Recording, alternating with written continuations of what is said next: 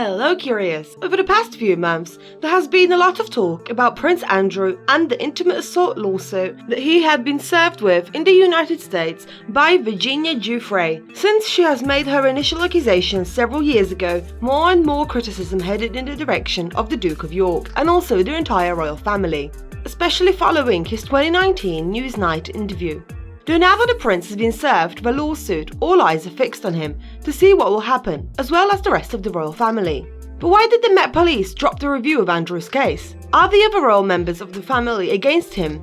What did Prince William allegedly say about his uncle? And is the Queen the only one trying to save her son and prove he's innocent? Stay with us until the very end to find out all the latest information, but before we continue, don't forget to give us a thumbs up and subscribe to our channel so that you don't miss any of our future videos. We're not going to start by delving too much into Prince Andrew's past with Jeffrey Epstein and the allegations made against him, as we have done so in our previous video, which you can check out by clicking on the link displayed above. However, for now, stay with us for the latest news regarding the lawsuit and if the Queen is the only one trying to show everyone that her son is innocent. Back in August, Virginia Giuffre, an alleged victim of the offender Jeffrey Epstein, had filed a lawsuit against Prince Andrew in federal court in New York. According to court records, she has accused a member of the royal family of intimately abusing her at Epstein's mansion in Manhattan and other locations in 2001 when she was under the age of 18. Claims that the son of Queen Elizabeth II has long denied, despite the two being photographed together. Giuffre's attorney had told ABC News that the woman is committed to trying to avoid situations where rich and powerful people escape any accountability for their actions and, as per Reuters, the lawsuit seeks unspecified damages. Then in September, all major news outlets had reported that the Duke of York had been officially served with an intimate assault lawsuit in the United States and that he had 21 days to respond to it, otherwise he could face a default judgment. However, despite for years absolutely and categorically denying the allegations made against him, Prince Andrew, via his lawyer, had acknowledged that he had been served with the papers. But there was a condition that the member of the royal family has until the extended date of October 29th to file and serve a response. Though the lawsuit filing also had some other consequences in the case back in the UK, as the Metropolitan Police Commissioner Dame Cressida Dick had said that no one is above the law and asked her team to have another look over the material in the case. She revealed to the reporters that there had already been two previous reviews of it, though it seems that just like with the previous ones, nothing came out of it, as on October 10th it was announced that the Met would be taking no further action and that they have dropped their investigation in the case of Prince Andrew and Virginia Giuffre. A source who is close to the Duke told the PA Media news agency that their decision to drop the case is not surprising, adding that the Duke has always vigorously maintained his innocence and continues to do so.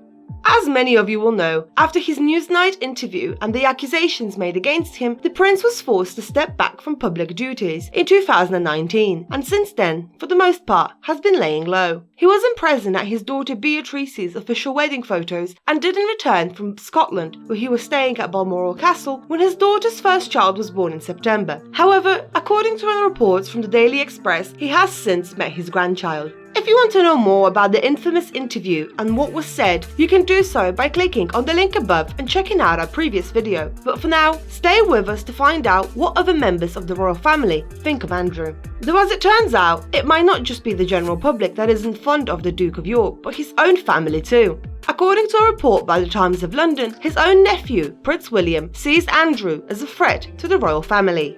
Despite reportedly being keen to come back to royal life, experts reckon that all the drama with the Duke might have caused lasting damage to the monarchy. And on top of that, a palace aide had told the outlet that the family is not currently planning any future rebranding of his role. However, as it turns out, the person that has headed these crisis talks is one person that strongly agrees with the decision.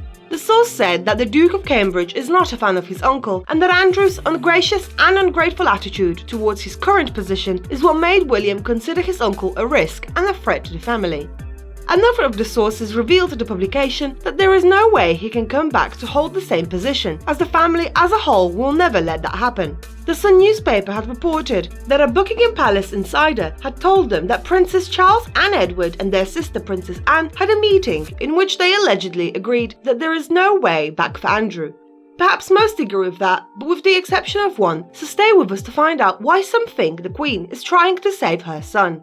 Recent news has also been further proof that the royal family, bar the Queen, is allegedly trying to freeze him out. Most recently, it was reported by the Daily Star that the Duke of York was barred from eating with his own brother Prince Charles at a lavish royal banquet. The conference, where he was banned from dining alongside other senior members of the royal family, was one with army colonels. Sources who were inside the event had claimed that the Duke was stopped from representing the Grenadier Guard, so he attended the dinner in a private capacity. Allegedly, Andrew sat at the back of the room during the event.